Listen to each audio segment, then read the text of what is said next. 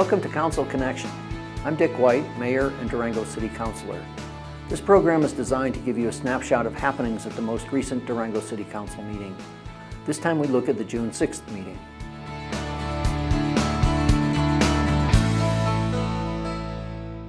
This was a long meeting, but with a light agenda. We began with approval of 4 items on the consent agenda. One of those items was an agreement concerning consultation with Native American tribes on cultural resources that may be found as recreation and other amenities are developed by the city at Lake Nighthorse. During public participation, we heard from outgoing La Plata Homes Fund Director Karen Iverson, who has been serving the affordable housing program for a number of years. She also introduced us to her successor, Lisa Bloomquist Palmer, who has extensive experience in homebuyer assistance programs in the Denver area. Sarada Leavenworth of Access Health also spoke about the local health organization's growth in our community, including the addition of dental services to underserved members of our community. The heavy business of the night was a quasi-judicial hearing on the Creekside Plan development for the old Boker Lumber property near College and 8th Avenue. Reynolds Ash Associates plans to build 18 homes on the site, 7 duplexes and 4 single-family homes. This is the 3rd proposed development at the Boker site. Earlier projects were eventually abandoned due to their size and potential impacts on their neighbors. The site contains steep slopes and a variety of other development challenges. Architect Tracy Reynolds says the property's owner, Steve Cadwallader, has laid down an ultimatum on this project in a bid to reserve his ability to build in the future on an upper bench overlooking the Creekside development. Steve has always believed that he would retain the right to have some sort of development option or economic benefit from the upper bench. When the new Land Use and Development Code came out 10 or 12 years ago, Steve was sent a notice in the mail, and it said his entire property would be rezoned to MUN. Ultimately, when the zoning was adopted, that's not what it said. It was split into 2 different zones. There was MUN, and then there was RA for the upper bench. I'm not saying he's right or wrong, but he feels like he was deceived by the city, and he's unhappy. And he feels like the city is unfairly trying to take away his property rights for the upper bench. If the condition that this never be developed is part of the approval tonight, he probably is going to pull the plug on the project. He may change his mind, but I don't know.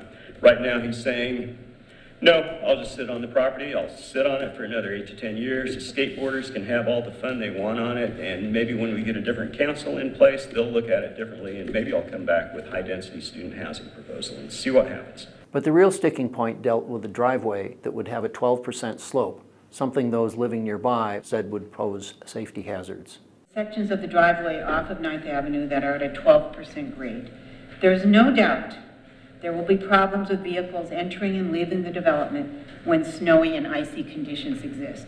A bucket of salt is not going to solve these problems, especially for people coming down. They're not going to use it.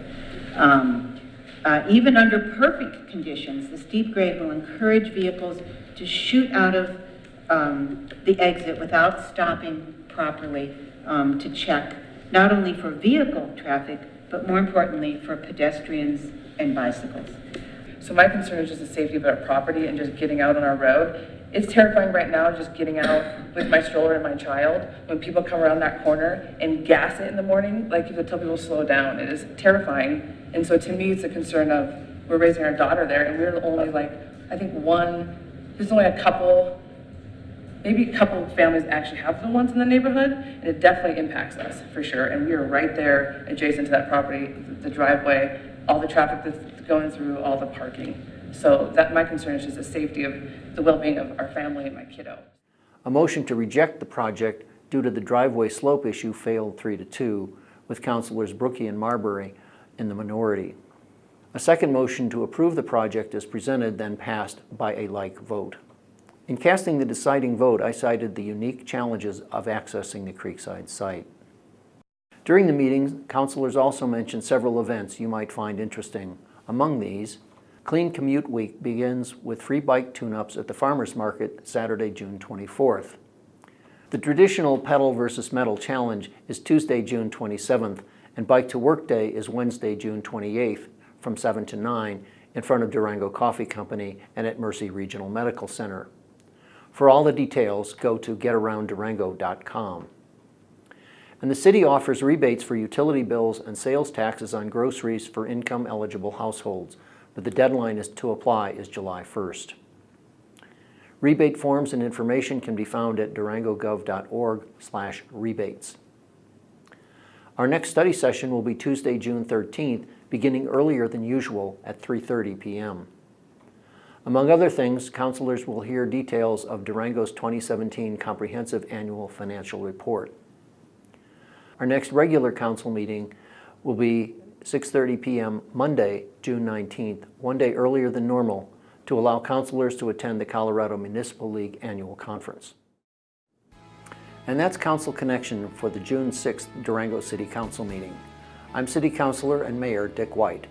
Thanks for joining us, and remember, you can always contact your city councilors via email at citycouncil@durangogov.org.